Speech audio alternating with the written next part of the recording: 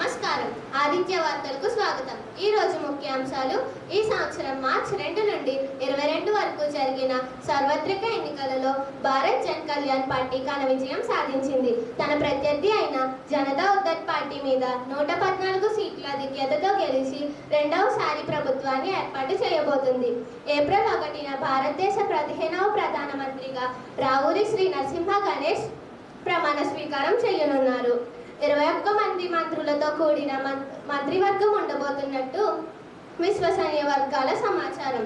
ఈ మేరకు ఇప్పటికే కొంతమందికి హస్తినాలో అందుబాటులో ఉండవలసిందిగా సందేశాలు వచ్చాయి. తమ గెలుపు చరిత్రాత్మకమని, ఇది ప్రజలకు మేము చేసిన మంచికి నిదర్శనమని, ప్రతిపక్షాలు ఎన్ని నిందలు వేసినా అవేవి ప్రజలు నమ్మలేదని రావూరి శ్రీ నరసింహ గణేష్ ఉద్ఘాటించారు. ఈ సందర్భంగా ఆయనకి శ్వేత సౌధం నుండి జో బైడెన్, రష్యా నుండి పుటిన్ సహా దేశాధినేతలు శుభాకాంక్షలు తెలియజేశారు. అనంతరం నూతన పార్లమెంట్ సమావేశం కానుంది. Good morning viewers, welcome to Morning Roundup.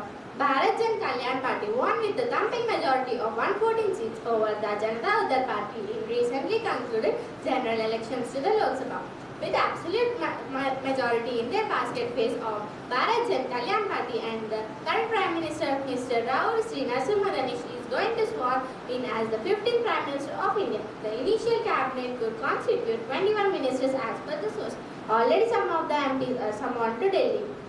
The Prime Minister designated Mr. Ganesh related that this is a historic mandate given by the people for development. He also said that it is a tight slap on the face of opposition. People of this era are wise enough now that they are not in a state to believe all the baseless allegations spread by the opposition in thirst of power. He thanked the voters for a decisive mandate, and he assured them that his government will work day in and day out for their welfare. Yes, sir. You had your breakfast? Yes, sir. This is the way you speak in the session also? No, sir. And you have to be excited, isn't it? Yes, sir.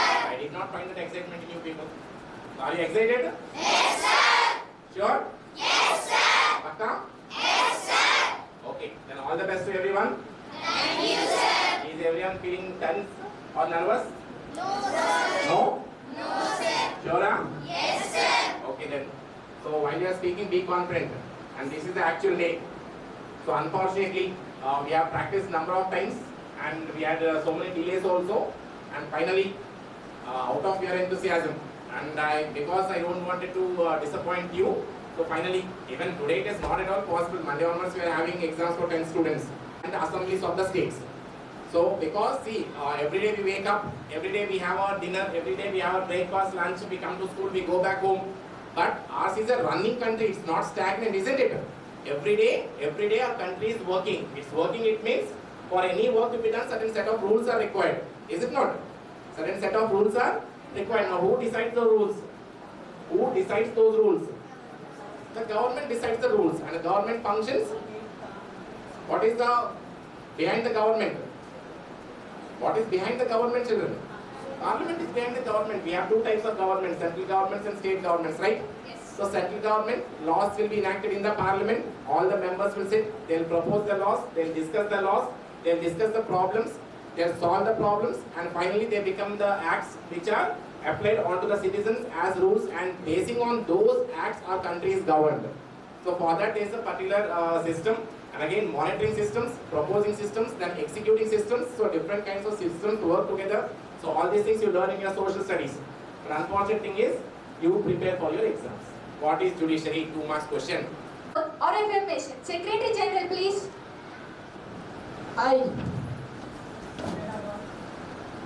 I, having been elected a member of the lower house of the youth parliament, do swear in the name of God, I will bear true faith and allegiance to the Constitution of India, as by law established, that I will uphold the sovereignty and integrity of India, and that I will faithfully discharge the duty upon which I am about to enter. The House is adjourned to meet back at 11 a.m. Mr. Sri Narasimha Ganesh, Prime Minister. Thank you, Madam Speaker. I extend my hearty wishes to all the members present in this house today. Madam Speaker, we are elected to be the voice of 1.3 million people of India for the second time. We are elected to fulfill the aspirations of people and bring prosperity into their lives. I assure the people through the floor of this house that our government will serve best of its kind of governance and ensure that the country attains its maximum prosperity in the coming 5 years too. I also request the opposition to provide constructive support in all aspects. Thank you. Leader of Opposition.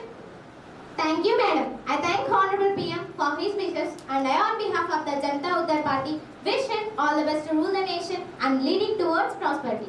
And I also suggest the government and its head to ensure transparent and impartial governance to all the sections of people, irrespective of their religion, caste, creed, and their affiliation to any political party without any discrimination. Minister to introduce new ministers. I am immense pleasure to introduce to you and through you, my colleagues, the new ministers. Miss Rushida Sai Durga Lakshmi Bhupati Raju, Minister of Home Affairs.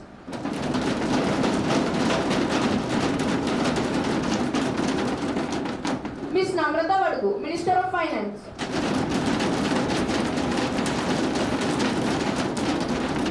Mr. Abhinav Tirumani, Minister of Defence.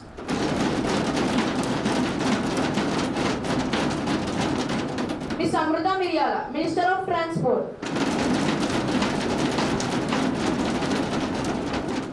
Mr. Srikar Prasad Appala, Minister of External Affairs.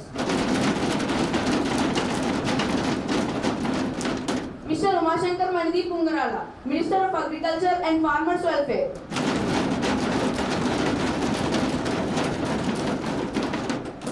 Ms. Manmita Srija Bala, Minister of Women Empowerment and Child Rights. Mr. Rakesh Sharma Andraju, Minister of Commerce and Industry.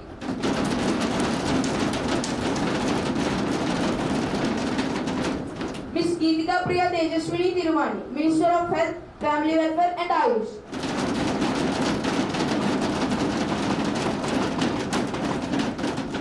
Ms. Manvita Sai Durga Challaboina, Minister of Education and Skill Development.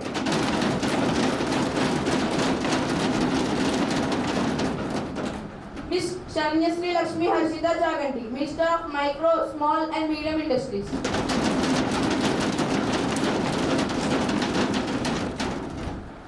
Ms. Sindhusri Chipada, Minister of Social Justice and Empowerment.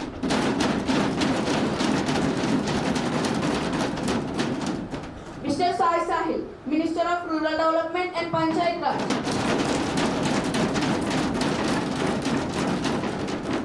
Mr. Bhargav Shivaram Ganesh Kadali, Minister of Civil Aviation.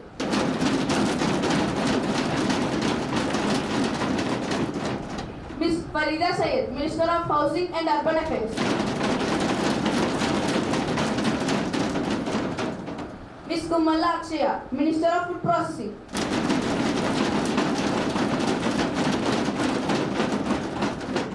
Ms. Kavya Gurram, Minister of Renewable Energy, Petroleum and Natural Gas.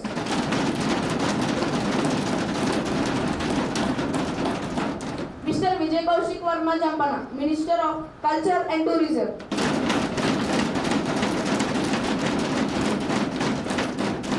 Mr. Pawan Santosh Verma Manamala, Minister of Jal Shakti, Fisheries and Dairy.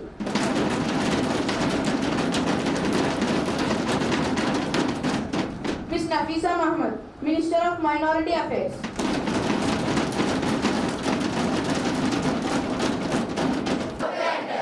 Now, question starts. Question number 101. Miss Ekavani Velikatla. Madam Speaker, will the Minister of Education and Skill Development tell us the reason for falling academic standards in various colleges and universities in our country, as a result of which millions of youth rendered jobless even after going through years of academic program? Honorable Minister for Education and Skill Development. Miss Manvita Sai Durga Challaboina. I would like to inform the House that we are bound to strictly monitor the academic standards in various professional colleges and universities, along with establishing several premier institutes with state-of-art facilities.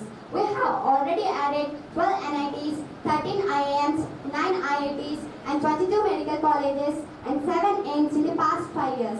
It is the previous government that led to the destabilization of professional colleges and universities by granting permissions indiscriminately, by ignoring the recruitment of professors and assistant professors, by minimal allocations to higher education.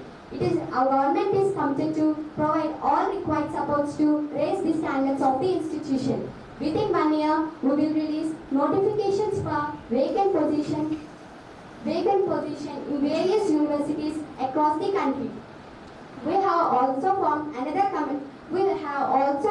high-level committees to study the present situations and suggest requirements in various institutions so that we can make sufficient allocations for upcoming budget, and I assure the House that budget allocations for higher education will be significantly higher than any other government. We have also formed another committee headed by Sri Satyapal Mukherjee, who is the retired chairman of UGC, to study the standards in private colleges and universities so that we can take steps accordingly. Based on the reports of Satyapal Committee, we have issued notices to various institutions in order to make necessary arrangements to improve the standards. We assure the House that quality of education in our country-based institution will be raised, turning our students into skilled and talented individuals. We have established a committee to roll out a new education policy to match the global standards in the changing arena of 21st century. Question number 1 or 2. Mr. Harshavardhan Verma Gadi. Madam Speaker, the Minister of the Agriculture and the House know about the steps to begin to increase the income of the farmers.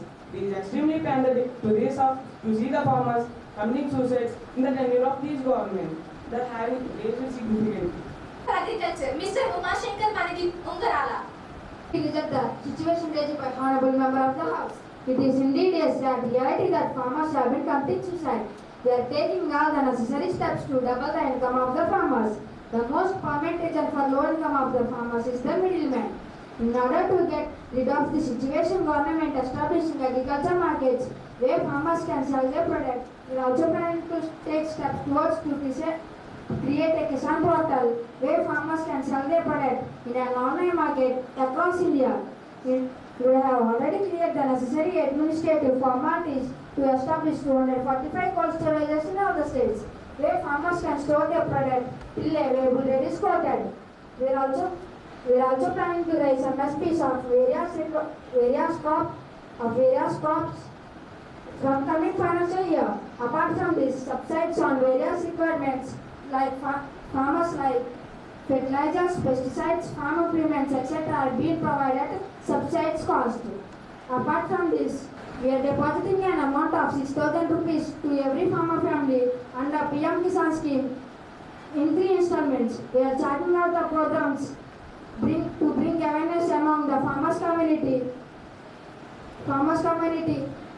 of usage of natural fertilizers, so expenditure of synthetic fertilizers can be reduced. Number 1 or 3. Mr. Yogendra C. Satya Karthik Ande. Application process and the present status of Polavaram project of Andhra Pradesh. The measures taken by the Union government as it is declared a national project, and when will it be completed from the Minister of Jal Shakti? Mr. Pawan Santosh Sharma Vanamala.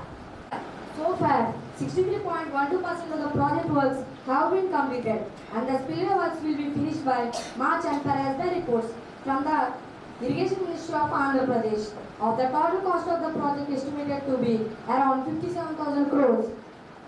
Rehabilitation and resettlements of evacuees would only require 21,027 crores, while a total 1,68,230 acres of land was needed for the project. 1,10,355 acres are so far acute. We have to rehabilitate 98,818 families, mostly tribals, for which we need 21,027 crores. We have so far spent 13,755 crores on the overall project. The center has so far been released 18,127 crores for Porvorim after it was declared a national project.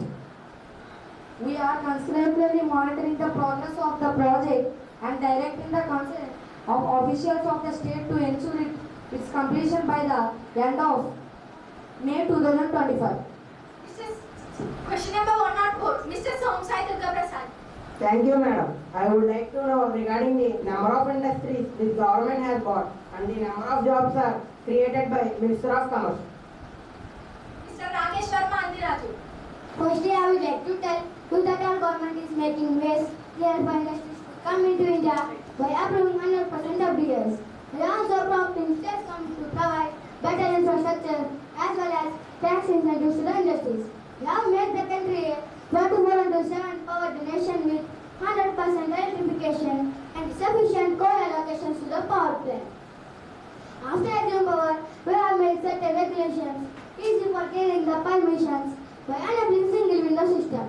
We have established skill development centers to train you so that industries can get skilled manpower along with other facilities.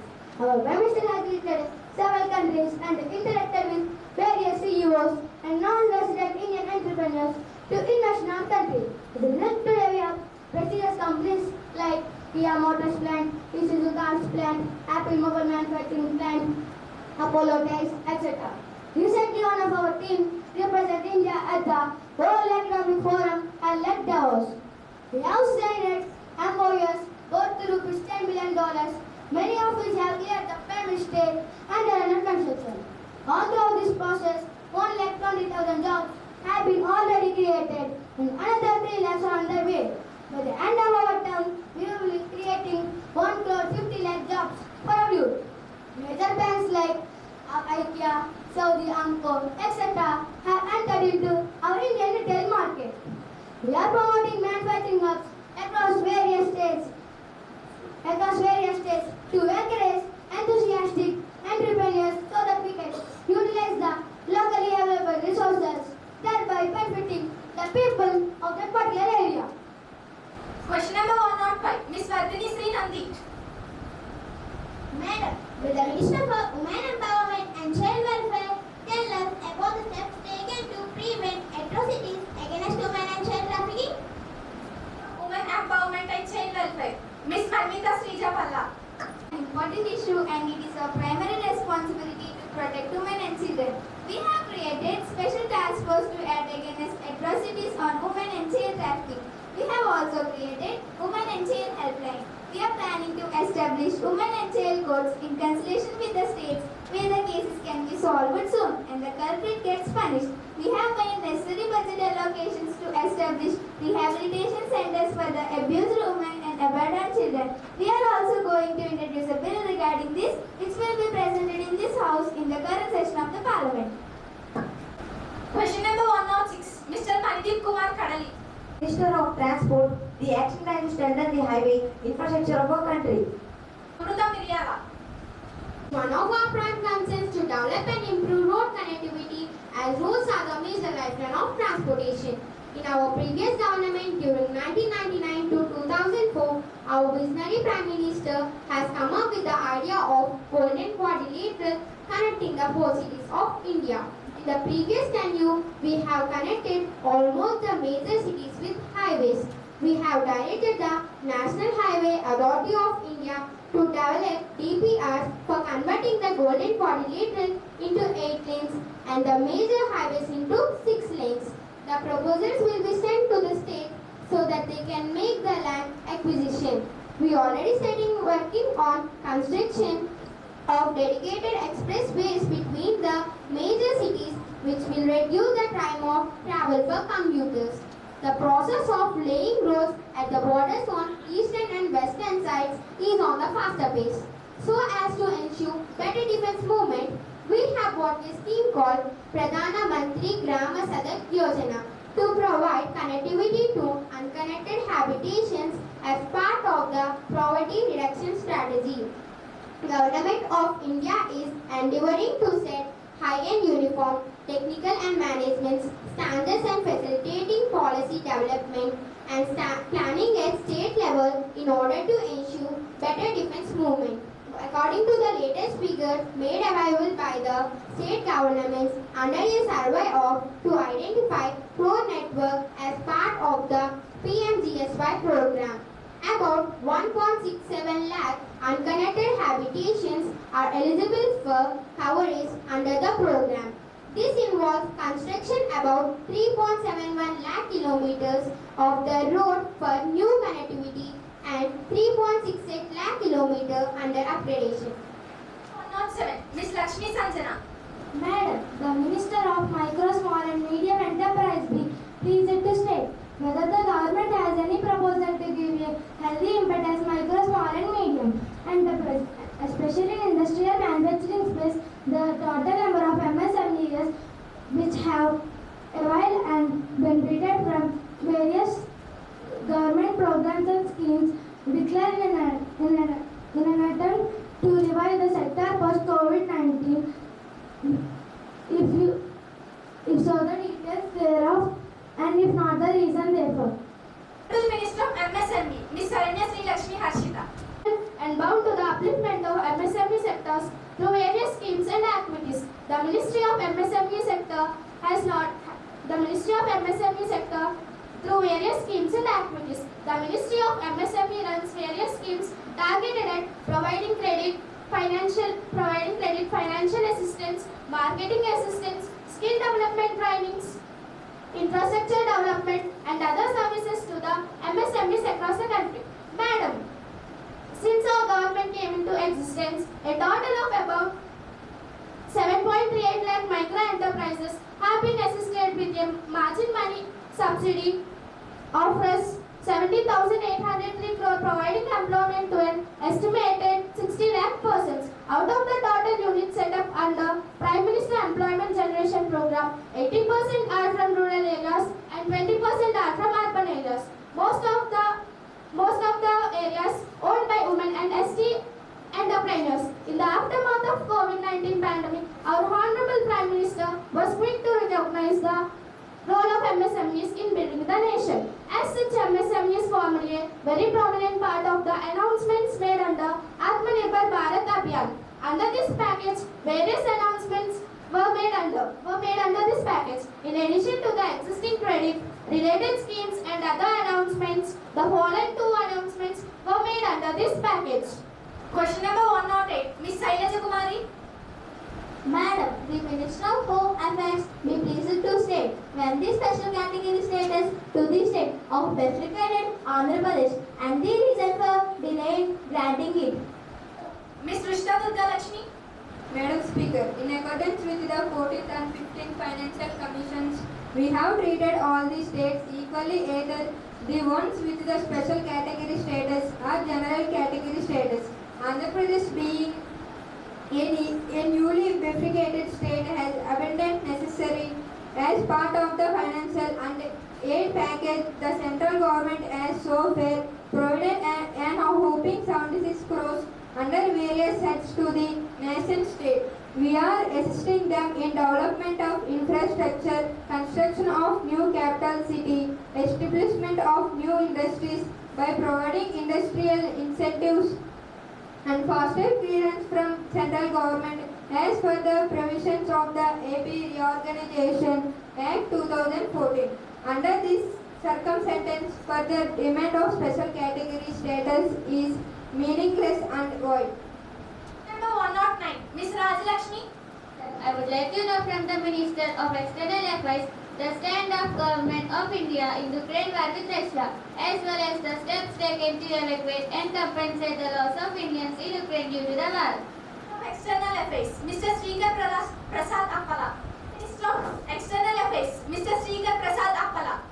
Madam Speaker, Ukraine conflict is really a matter of very, very deep concern, and our Prime Minister has declared in September that we genuinely believe that this is no longer an era of war. One cannot settle differences and disputes through violence. We have urged both the nations to return to dialogue and diplomacy.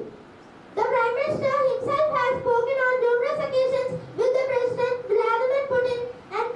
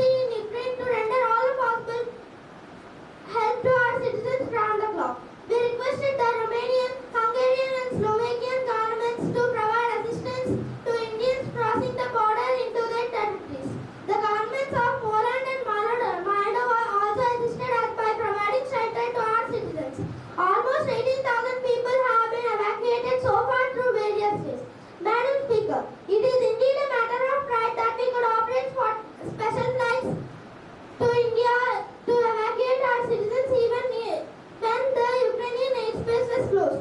It is indeed due to the effective diplomacy of our Prime Minister that the airspace was open for our flights even during the time of war. We are working on compensating the economic as well as financial loss of the people who returned from the war-prone country. We have set up a high-level committee to study all the possibilities and provisions to ensure that students who return from war Ukraine embrace their studies to complete the rest of their studies in India.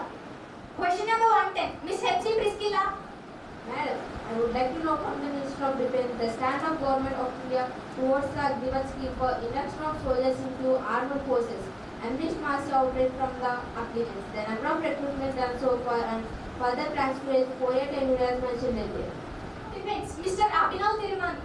I would like to put before the members of this August House that Agnipati is a scheme introduced with a wide range of objectives which includes youthful profile of the armed forces so that they are at their fighting best at all times with increased risk-taking ability to attract young talent from society to effectively exploit, adopt and use emerging modern technologies with enhanced technical resources of India while leveraging technical institutions of the country to imbibe the armed forces ethos, courage, camaraderie, commitment and teamwork, etc. It also enables the armed forces to have improved battle preparedness, selection of the best and youthful profile. The first batch consisting of 5,000 Agnivees will undergo 31st week rigorous training at Nasik-based Indian Army Artillery Center, of which first 10 weeks will be for basic training programs, whereas the remaining 21 weeks will be for advanced training programs. It will be divided into 4 disciplines: drivers, gunners, radio operators, technical assistants on the basis of their attitude and skill. The state-of-the-art Agnivee training facility located at Jammu and Kashmir Light Infantry JAKLI Regiment Center, Damsar of Udhampur district was visited by our General Officer Commanding in Chief of Northern Command to review the preparedness and arrangement for first batch. Indian Armed Forces will recruit 46,000 Agnivees in 2023, including 40,000 in Indian Army. The remaining 3,000 Agnivees each will be inducted into Indian Navy and Indian Air Force. About 90,000 personnel below officer rank, recruited as Agnivees of the Indian Army, started training at nearly 40 centers across India from 2023. While second batch, 21,000 Agnivees will start training in March 2023. 25% of Agnivees will be retained by the Indian Army at the end of 4 years of duty to serve out their full tenure of 17 more years, while the remaining will be relieved. Question number 111. Ms. Durga Saranya. Madam, with the Minister of Civil Aviation, we pleased to state whether the aviation industry is estimated to report a net loss of 15,000 to 17,000 crore during the financial year 2022 to 2023. If so, the details thereof. The details of loss incurred by the industry during last 3 years, year-wise along with reasons, therefore, whether the government has proposed any steps to make aviation industry profitable and create more employment opportunities in the sector. If so, the details thereof. And the government in this regard, if not, the reasons therefore. Honorable Minister of Civil Aviation, Mr. Bhargav Sivaram Ganesh. The actual figure of profit and loss to the aviation industry shall be known only when the audited accounts are available. At the end of the financial year 2022-23, the details of loss incurred by the industry during last 3 years are financial year 2019-20 rupees 4,770 crores and financial year 2020-21 rupees 12,479 crores and financial year 2021-22 rupees 11,658 crores. The losses to the industry were primarily because of the disruption during COVID-19 pandemic across the globe, currency depression with respect to USD, high operating cost environment, especially due to increasing area prices, which constitute a major portion of personal cost of airlines, increase in crude oil prices in international markets, VAT, excise duty, Ukraine-Russia wars. The airlines are unable to pass full impact of cost increase to the passenger. The airlines and the major airports are operated by the private sector and they have all their own software cost management profitability. However, government has taken various steps to facilitate the airline. The UDN scheme of Government of India is a regional connective scheme that seeks to make air travel accessible and affordable. for the masses. The enhanced physical support in the form of VGF and concession on fuel rates, landing and parking charges, and the infrastructural development of unserved airports have not only boosted the operations of jet airline companies but has also led to the participation of regional startup airlines such as MS Tata and MS India One Air and MS Flybe, which are operating exceptionally well. The reduction in value-added tax on aviation turbine fuel was taken up with state government and union territories, levying high VAT on ATF. As a result, 60 states have reduced VAT on ATF in the range 1 to 4%. Goods and service tax on rate has been reduced from 18% to 5% for domestic maintenance, repair and overhaul services. Airports Authority of India and other airport development has target outlay of approximately 98,000 crores in the airport sector in next 5 years for expansion and modification of existing terminals, new terminals and strengthening up of runways.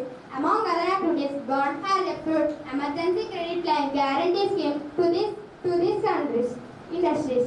Based on the industry demand, the scope of ECLGS has been enhanced to provide credit support to these companies up to 100% of their total credit outstanding as on reference date, subject to a cap of rupees 1,500 crores per borrower, whichever is lower.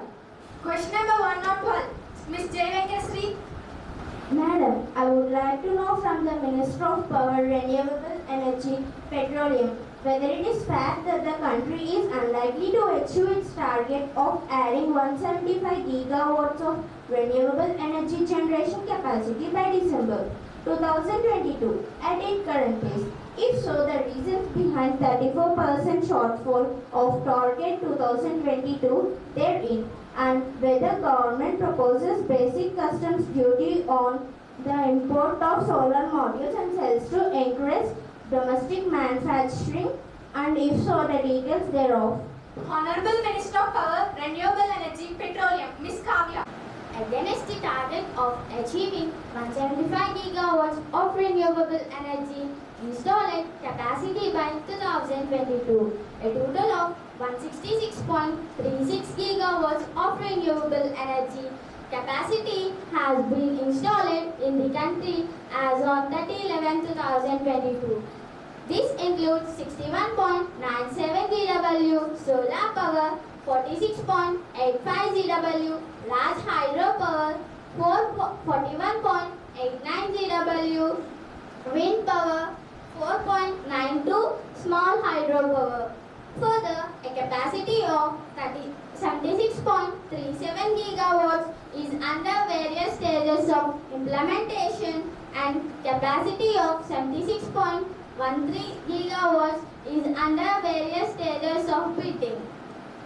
The government has imposed basic customs duty on import of solar photovoltaic cells HS code 85414-200 and on import of solar PV modules HS code 85414-300 with effect from 1st April 2022 to provide level playing field domestic solar PV cells modules manufacturers. There is no proposal under consideration of Ministry of New and Renewable Energy for reducing the basic customs duty on solar PV cells HS code 85414-200 and on import of solar PV modules code HS code 85414-300. Ms. Geeta Nagadurga. Madam, will the Minister of Health and Family Welfare be pleased to state the details of ratio of doctors and nurses to the country, state, union territory? Honorable Minister of Health, Family Welfare and Ayush, Ms. Geetika Priya Tejaswini. Madam Speaker, as per information provided by National Medical Commission, there are 13,08,009 allopathic doctors registered with the State Medical Council and the National Medical Commission as on June 2022. Assuming 80% availability of registered allopathic doctors and 5.65 lakh Ayush doctors, the doctor to population ratio in the country is 1:824 per thousand population. Madam, as per Indian Nursing Council, there are around 35.14 lakh nursing personnel are registered in the country as on 31st December 2021. Assuming 80% of nursing personnel are active in the country, it is estimated that around 28.11 lakh nursing personnel are available in the country. Assuming the population of the country is to be rupees 126 crore, the nurse to population ratio comes out to be 2.06 nurse per thousand population. Question number 114. Miss Catherine. Madam, the Minister of Housing and Urban Affairs be pleased to state whether the government has allocated funds to provide civic amenities in the slums and for development of slums in the country during the last years. If so, the details thereof. Whether the government proposes to conduct a survey regarding slums and the urban areas and to detect them by adopting a remote sensing and geographical information system. If so, the details thereof. And whether the government proposes to take any concrete steps to provide basic amenities such as healthcare to the people living in the slums in the metropolitans of the country, and if so, the details thereof. Honorable Minister of Housing and Urban Affairs, Miss Farida. Speaker, regarding question number A and B, land and colonization are state subjects and therefore it is the primarily the responsibility of states and union territory governments to frame policies and implement schemes for improving the living conditions of slum dwellers. However, the Government of India, through its programmatic interventions wise, Active Mission for Rejuvenation and Urban Transformation, Swachh Bharat Mission, Urban and Pradhan Mantri Awas Yojana has been making overarching efforts by assisting states and union territories in providing housing and basic civic amenities to the urban poor and slum dwellers of urban areas across the country. AMRUT focuses on water supply, sewerage, septic management, stormwater drainage, parks and green spaces, and non-motorized urban transport in 500 mission cities across the country. State action annual plans for rupees 77,640 crores and including the central assistance of rupees 35,990 crore has been approved so far. SBMU mainly aims at making urban India free from open defecation and achieving 100% scientific management of municipal solid waste in all statutory towns of the country. During the last 2 years and the current year, central assistance of rupees 16,793.20 crore has been approved so far for the construction sanction for the construction of 1,10,488 houses for rehabilitation and redevelopment of the slum dwellers across the country.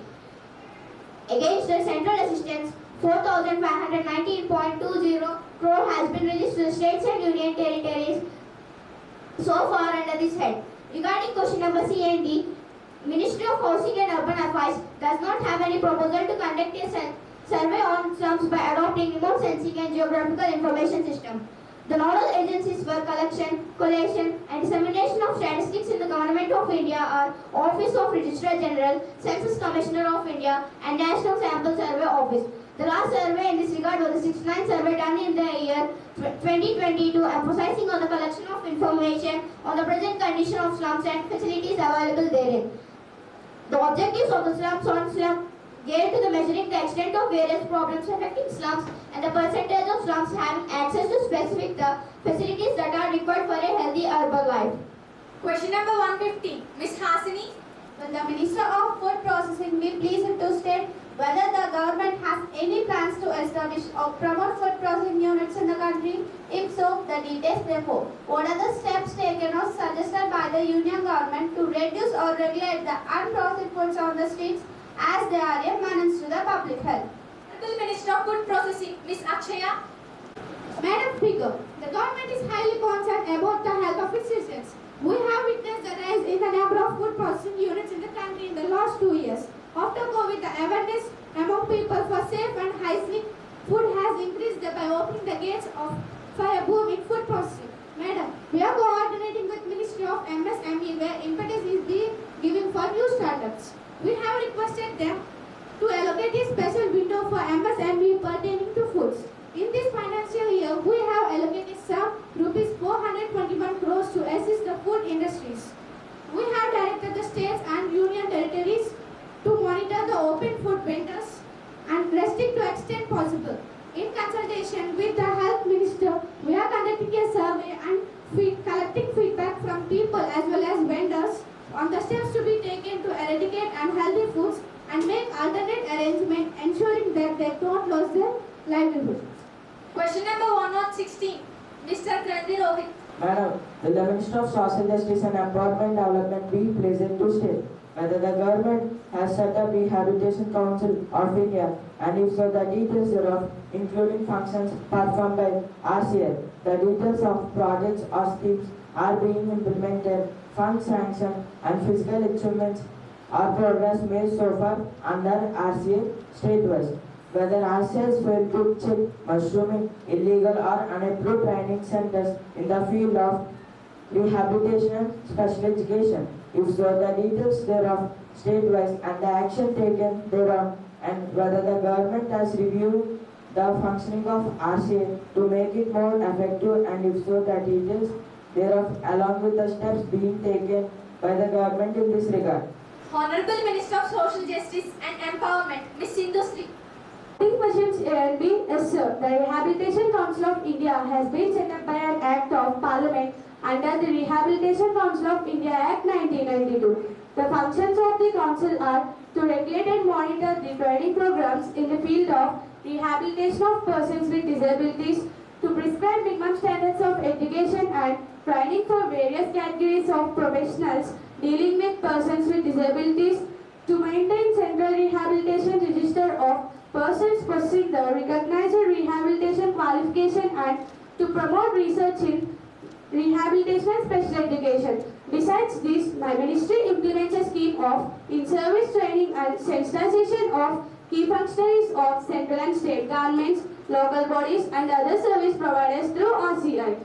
The details of fund sanction and physical achievements or progress made so far under the scheme are attached and annexed. Regarding question C and D, no sir, the Rehabilitation Council of India, in consultation with the Office of Chief Commissioner for Persons with Disabilities, has issued the advisory to the respective state commissioners for PWDs to take necessary action in the light of Rights of Persons with Disabilities Act 2016 against the unqualified personnel practicing in disability sector.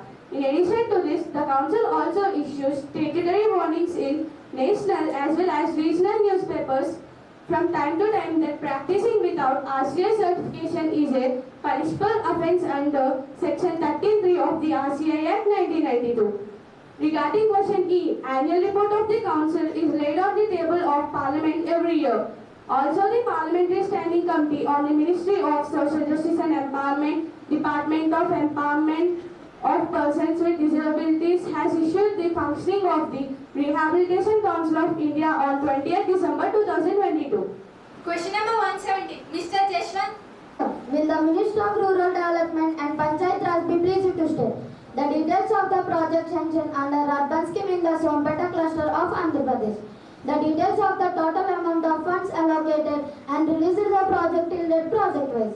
The details of the project that have been completed are under constructing and running late from the expected timeline. The details of the reason for the delays in the project, if any. Whether the government has received any proposal for the critical gap funding for a cold storage facilities in Sompeta cluster since 2016. And if so, the details thereof including the status of progress of the funded cold storage facility. Honorable Minister of Rural Development and Panchayat Raj, Mr. Sai Sahil.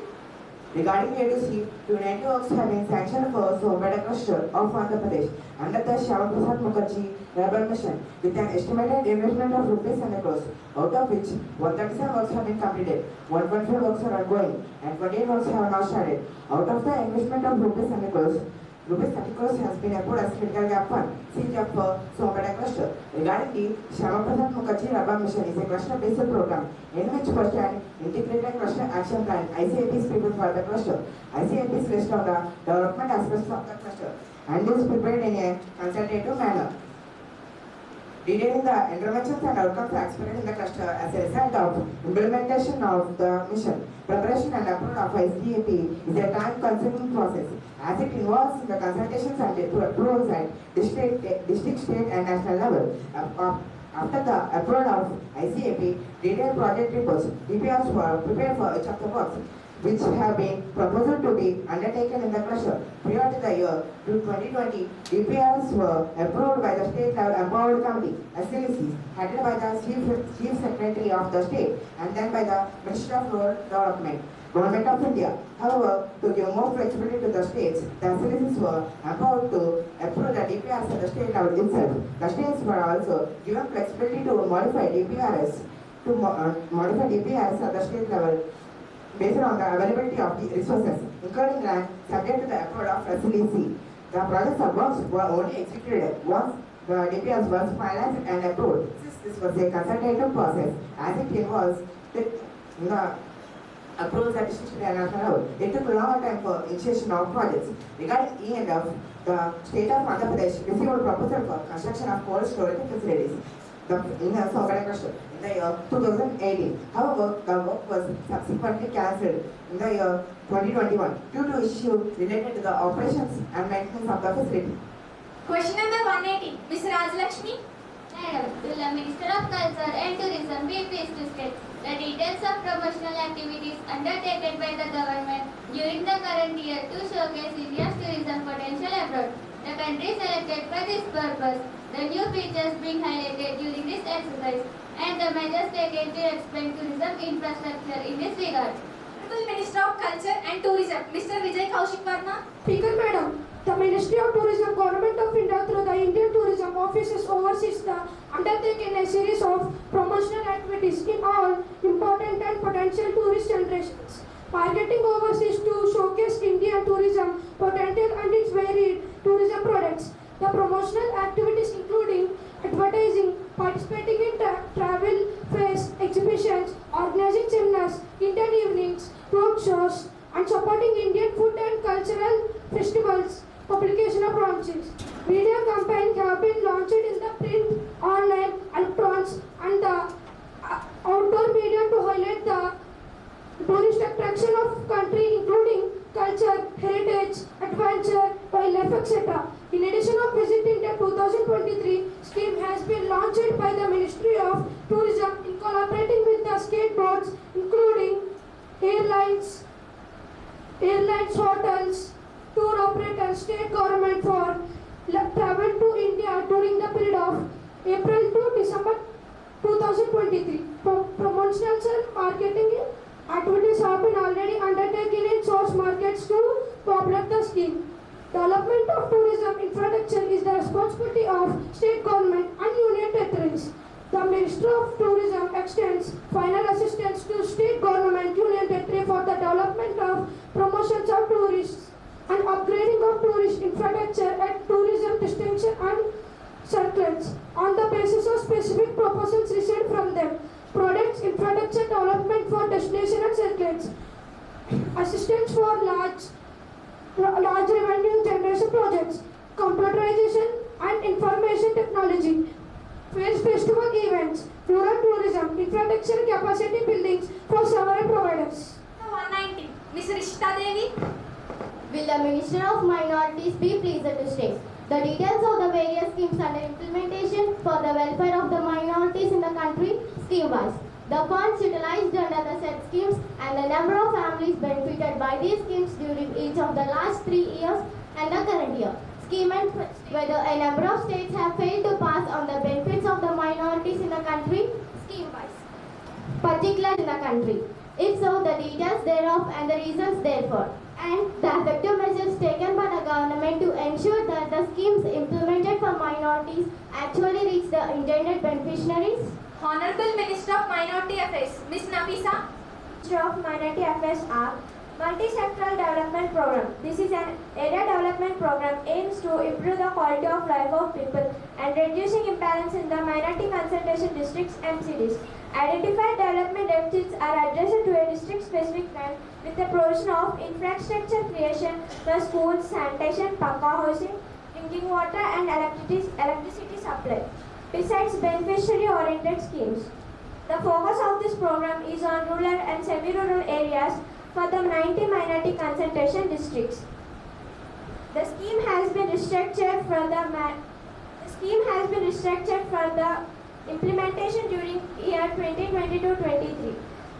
The restructured scheme includes 710 minority concentration districts (MCDs) and 66 minority concentration towns, covering 196 districts of 29 states in the country. The focus of this program is to sharpen the focus on minority concentration areas. Pre and post metric scholarship. Under this scheme, scholarships are awarded to the minority students who secure not less than 50% marks in their previous final examination, and the annual income of the parent or guardian from all sources does not exceed 2 lakh rupees. 30% of scholarships are earmarked for girl students. Maulana Azad National Fellowship for Minority Students. The objective of the fellowship is to provide integrated 5-year fellowship to the minority students in the form of financial assistance to pursue their higher studies such as MPhil and PhD. The fellowship covers all universities or institutions recognized by University Grants Commission (UGC). 30% of scholarships are earmarked for girl students.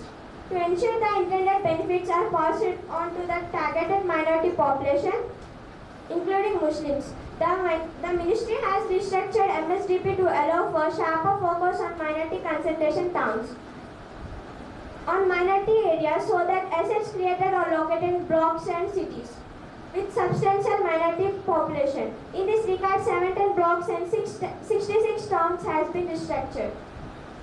Multimedia campaigns are launched to make the population aware about the scheme and being implemented such that they can claim it through their concerned officials.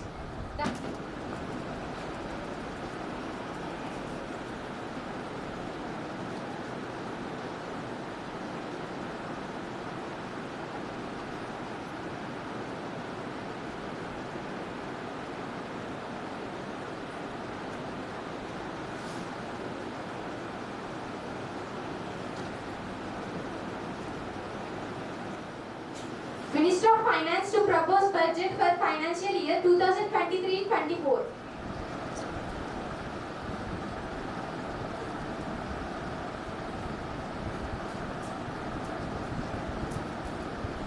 Honorable Speaker and members, with a sense of pride and humility, I rise to present the budget proposals for the financial year 2023-24 before this August House. I'm sure all honorable members of the House will agree with me that in spite of many adversities, the efficiency of the government accentuated by the effective leadership has enabled the nation to maintain a stable and optimal growth for the last 3 years, averaging 7.6% as against 5.8% of the global economy.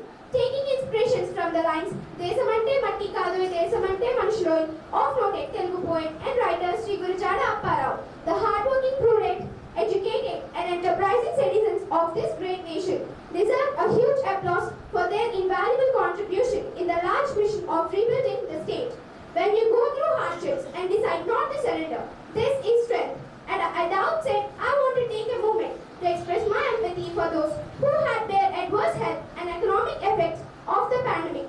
The overall sharp and rebound and recovery of economy is reflective of our country's strong resilience.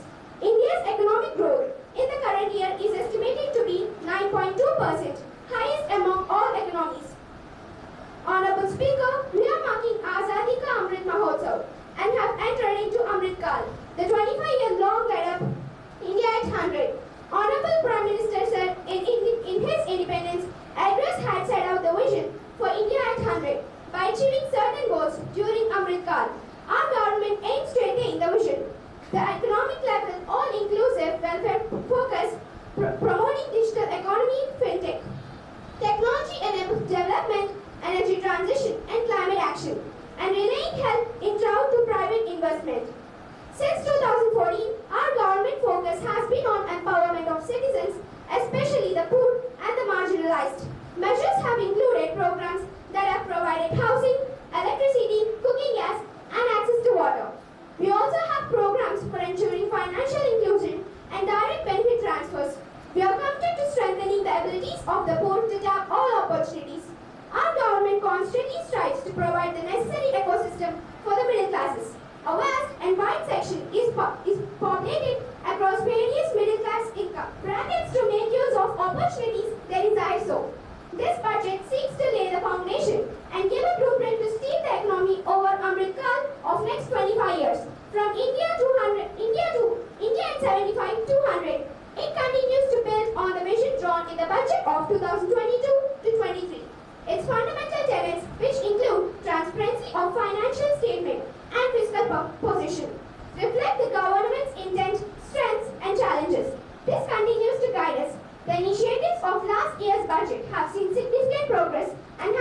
provided with adequate allocations in this budget as well. The strengthening of health infrastructure, speedy implementation of the vaccination program, and the nationwide resilient response to the current wave of pandemic are evident for all. The productive linked incentive in 14 sectors for achieving the vision of Atmanirbhar Bharat has received excellent response with potential to create 60 lakh new jobs and an additional production of 30 lakh crore during next 5 years. Honorable Speaker Sir, Budget 2021 to 22 has provided a sharp increase in provision for public investment or capital expenditure.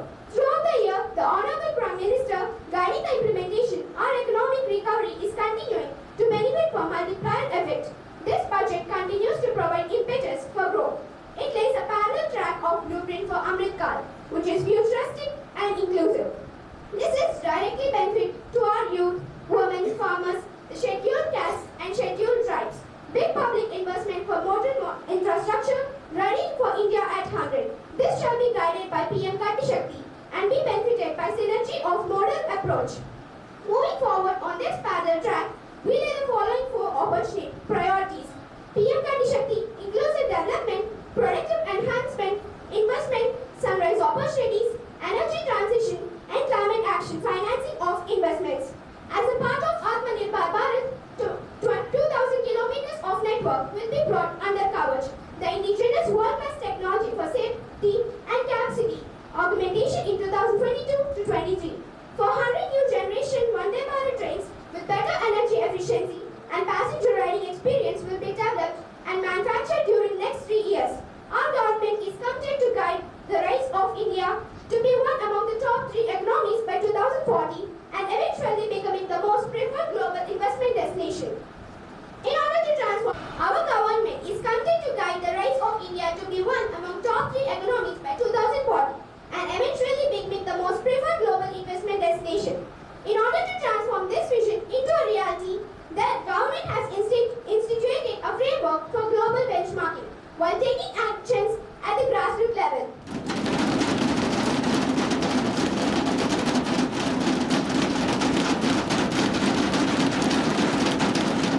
People first is our prime motto. Believing the providing for welfare would bring the needed inclusive and holistic trust to development initiatives of the government.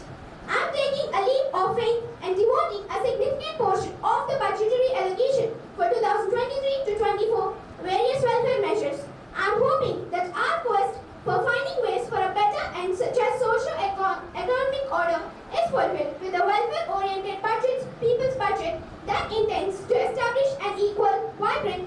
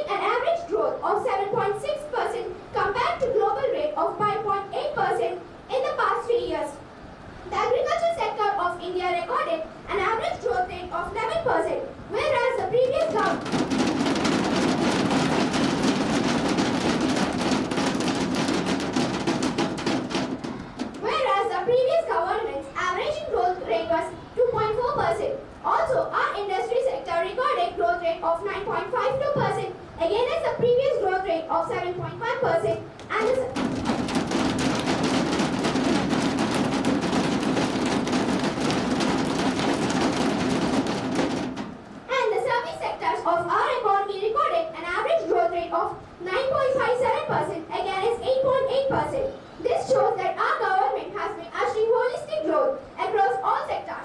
Budget estimates 2023 to 24. For the financial year 2023 to 24, I propose an expenditure of rupees 3,26,177.53 crores. With revenue expenditure estimated at 2,80,369.33 crores and capital expenditure estimated at around rupees 4,05,808.2 crore, which includes 8,994 crore towards principal repayment of public debt. The 2022-23 to 24 budget estimates entail an overall increase of around 18.38% over the 2022 to 23 budget.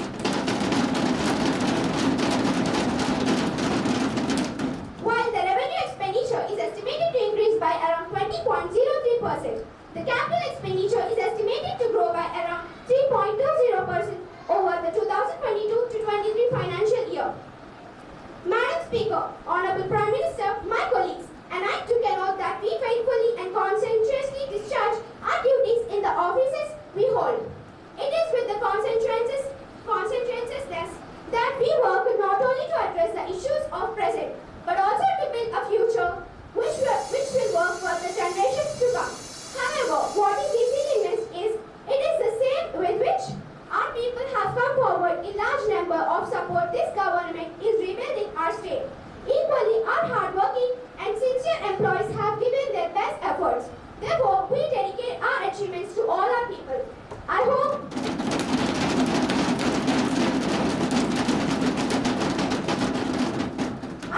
as a nation, we continue to place faith in leadership, which brings out the consequences within all of us to enable our state to reach its rightful destiny. Reach high for stars, lie hidden in you. Dream big, for every dream precedes the goal, which was said by Rabindranath Tagore. Madam, with these words, I now commended the budget to this August House for its consideration and approval.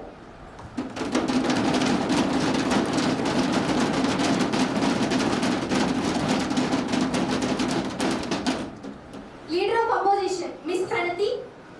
Madam Speaker, I congratulate Honorable Finance Minister for presenting the budget, but I regret to say that this budget has totally failed to address the concerns of all sections of people. Allocations made in all areas, particularly for the poor and marginalized, are dismal and disappointing. Allocations to backward classes is rupees 16,226 crores, which is not at all sufficient for their upliftment. Allocations to minorities is also very low, which is not at all sufficient. Sabka Saath, Sabka Vikas, but he doesn't do anything for them. Opposition Party MP1, Ms. Soumya Sri. Madam Speaker, our leader rightly quoted PM does not care for poor and marginalized. He is always focusing on amazing public wealth to his associates under the guise of various public schemes. This budget is highly disappointing, which did not take middle class into consideration. For every budget, it is the middle class that awaits for soaps and relaxation and betterment in their lives. But year on year, they are being neglected. Ashita. This budget is not poor budget, but in fact poor-friendly budget where only the ones associated with the PM will be benefited.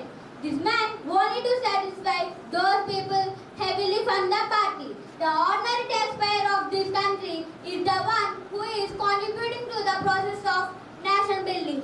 But the ones who are paying for the party consider instead of the ones who are paying for the national building. Madam, as per the reports of World Bank and International Monetary Fund, income is growing at 4.6%, whereas India increased 0.8%, which shows the lack of our budget and economic policies. Reshma Shivasai Manikanta. Madam Speaker, I strongly condemn the words of honorable members of the opposition. Their allegations are false and baseless. They have lost their common sense in thirst for power. They could not see the development that took place in the country in the past 7.5 years. Every child of the nation knows how much progress the country made. We have launched several schemes where the middle class and below middle class people have benefited. We are supporting small and middle class people by giving loans to them and also promoting their businesses. The chain knows how much development PM's friends and the associated made in past years. The recent Hindenburg report has shook the economy. The company supported by government in various ways after 2014 had created a lot of funds with the support from government. And now with the report, the truth has came power before the entire world and people are mocking at us. Mr. Vijay Kaushik Verma. Number of opposition are crossing all their limits by making false allegations. This is extremely disgusting. Hindenburg is a fraudulent organization which performs company for its interest. They create fraudulent reports thereby leading to panic selling of their shares. They create fraudulent reports thereby leading to panic selling of their shares, which have been already shorted. Based on such reports, the member of opposition are trying to offend us. Miss Purvika. Why is it disgusting? Madam, member of the ruling side are trying to cover their failures by blaming us. If they are so sincere in their thoughts, why they fall in share prices? Group of companies leads by PM's friend. If the report is fake, then nobody could have bothered. But there is massive fall in market capitalization of the company. How could they explain it? Miss Rishta Devi. Thank you, madam, for giving the opportunity to present my views. Madam, with deep sense of pain, I would like to tell this house through you that the people in the country are desperately looking out for all their basic needs. There is no employment, no hope of it, even no upliftment of poor and middle class. Year by year, the budget of lakhs of crores is being allocated, but it is being diverted to a few people who are loyal to the ruling party. I strongly condemn this. Miss Shirley Grace. It is extremely foolish to say that lakhs of crores are being diverted to only few people. Members in the opposition, desperate to gain power, are speaking out of their conscience. Public is watching everything. They'll give you a tight slap at the right time. Miss Shirley Grace. Better members claim that there is no employment, no measures of upliftment of poor and marginalized. Through you, Madam Speaker, I suggest respect our members and his team along with the leader to tour in the country and then speak in the House. If the situations claimed by the opposition is true, we are ready to resign. If the claims are false, they should publicly apologize for telling lies in this House and misleading people. Miss Geeta Nagadurga. Madam, we strongly request a CBI inquiry on the disproportionate assets of the ruling MPs and culprits should be put behind the bars. If these kind of issues are not treated with utmost seriousness, the rot will spread across all the systems and as a result it is a country as a whole which is going to suffer. Economic offense should be dealt through special fast-track courts and offenders should be heavily penalized. Miss Suhana. Humbly request leader of opposition and his team to my constituency of Narsapuram in Andhra Pradesh, where I can show them what exactly development is. Ours is 100% ODF constituency, 100% solar enabled LED streetlights, proper underground drainage, drinking water provision for each and every household, clean and green villages under the able leadership of our Prime Minister Sri Narasimha Ganesh Rauri. We have been able to achieve this. Opposition out of their jealousy towards us and desperate for gaining power are misleading people. Miss Geeta Nagadurga. Madam, I wonder how respected member being in a responsible position can make such dubious claims. Here are some of the paper clippings which read unemployed India. India economy in dismay. Poverty on a rise in India. This shows how much the nation is developed. Every day we woke up to such headlines which cause a sense of pain. On the other hand, we see countries with higher development and facilities. It is really disappointing that the progress we put on track is being destroyed and the country is going back to the medieval era with the policies of present government. Miss Hayashiva Satyasri. Madam, this is not the situation only in one constituency. This is a situation in all the constituencies represented by ruling MPs. They are ignoring their responsibilities as they are busy in collections and helping their associates. If they indulge in collections, don't make collections, they have to pay heavily for it. The people of this country have given a clear mandate for development, but the government has totally ignored their responsibility. Mr. Devaharsha. During our government, we have opened the windows of foreign investments. We have ensured by all means that the living standards of our citizens is enhanced and their lives are empowered. We brought and empowered the MNREGA scheme, which ensures minimum wages to the poor and marginalized. We have by all means elevated the standards of living of our citizens instead of focusing only on the business class. As a result, our country stood in the happiness index in 107, the place as per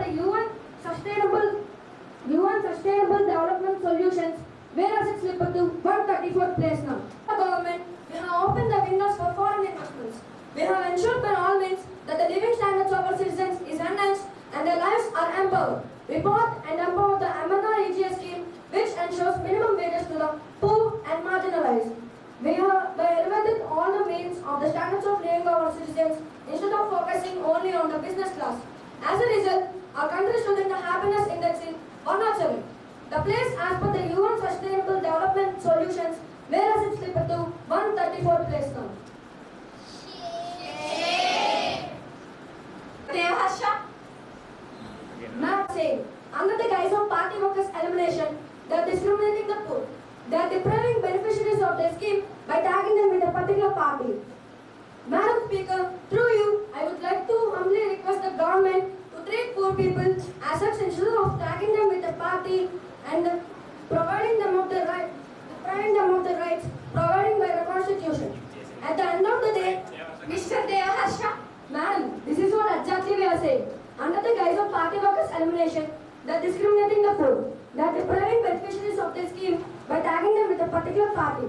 Madam Speaker, through you, I would like to humbly request the government to treat poor people as such instead of tagging them with a party and depriving them of the rights provided by the Constitution. At the end of the day, every one of us have the right to lean towards or have interest in a particular party. Miss Sana Mehdi? Madam, Interking is various camps all throughout the tenure. These people have learned only how to divert funds without being caught, and the same way they are trying to spill on us. If they are so committed to improve the standards of the people, I wonder, Madam Speaker, what stopped them from doing so? When we are sincerely trying to elevate this problem, they are spilling mud on us. Our government, under the efficient leadership of Prime Minister Sri Narasimha Ganesh, is on the right path of overall taking all these sections into consideration. Today, the entire world is looking at India either for reforms being taken or the development happening in the country. I am confident that the common man of this great land is wise enough that they can understand the way our government is functioning. Prime Minister? Madam Speaker, as promised to the people, we are trying sincerely to improve the quality of people in the nation without any discrimination. We are working out strategically to elevate the standards of living in the country. We were the 7th largest economy a decade ago, but we were 5th largest economy, but now we are the 5th largest economy. Very soon, we are going to suppress Germany and Japan and become the 3rd largest. Of course, Madam Speaker, as promised to the people, we are trying sincerely to improve the quality of living of the people in the nation without any discrimination. We are working out strategically to elevate the standards of living in the country. Despite the untiring efforts of the opposition to hinder growth, we will continue to move forward undeterred. Today, India is becoming a global leader. We were the 7th largest economy a decade ago, but we are 5th largest economy. After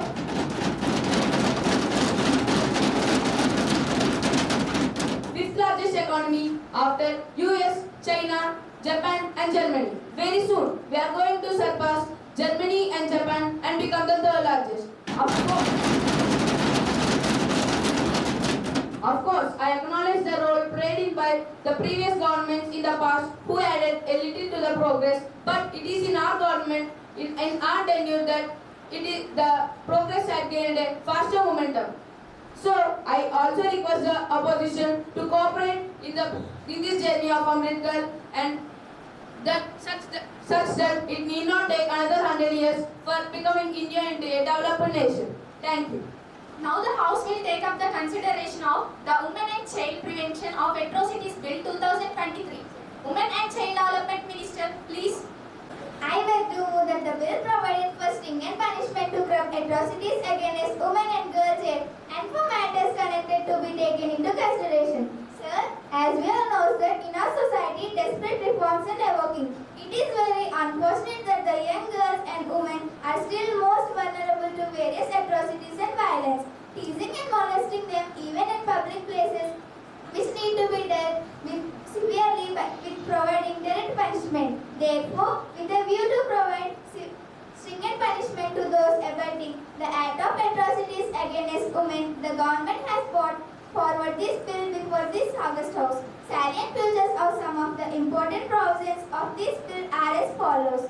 Any person who overrates the modesty of any woman shall be punished with imprisonment which shall not be less than 10 years and with fine which may extend to 10 lakhs. Any person who offends the rape on any woman shall be punished with death. The appropriate government shall, with the conference of considered High Court, establish a special court in each district to try offences under this Act. Madam Speaker, I am confident that the all honourable members of this House, irrespective of their party affiliation, welcome this bill wholeheartedly. I now move that the Women and Girl Child Prevention of Atrocities Bill 2023 be taken into consideration. Motion moved. Ms. Lakshmi Durga. Speaker, Madam, women have always been a victim of molestation and sex abuse. But the incident of Guwahati which attracted media's attention was a shocker. It was really a brutal act being committed by 20 so-called moral policing agents who think they have a privilege of being a male and they can do anything what they want. In my view, these bills should have strict punishment for self-proclaimed moral agents. I hereby support this bill and request the government to have female judges to hear the cases against the women. Ms. Shirley Grace. Speaker, Madam, the violence against women is partly a result of gender relations that assumes men to be superior to women. The given subordinate status of women. Much of gender violence is considered normal and enjoys social sanctions. Manifestations of violence include physical aggressions, burns, attempt murder, sexual abuse, and psychological violence through insults, validations, economic or emotional needs. I believe this bill will strongly deal with domestic violence and serves its purpose, hence I support this bill. Honorable Speaker, Madam, the number of cases of rape of girl, child and women are increasing rapidly. Some of these girls and women are brutally killed after the rape. There is no fear of law among the rapists. Hence, it has become necessary to provide deterrent punishment for the perpetrators of atrocities against the girl, child and women in order to restore a respectful position to the woman and girl child in the society. It is expected that such stringent measures will curb the atrocities against the girl, child and women in the society. I suggest the Honourable Minister to also look into the matter of rehabilitation of rape victims. Hence, I support this bill. Ujjwala Sri Priya. Speaker, Madam, I thank you for giving me an opportunity to speak on the bill. First of all, I would like to congratulate the Honourable Minister for the bill. Madam, I would ask the Honourable Minister to also address the issue of honour killing in the bill.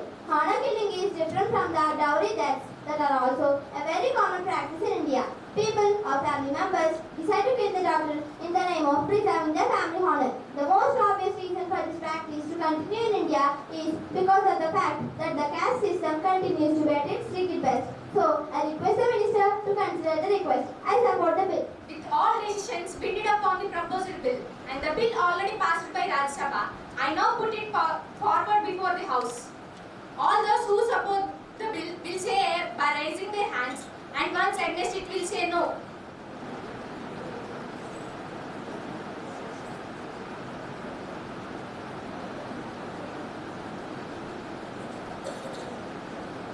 Not supporting the bill.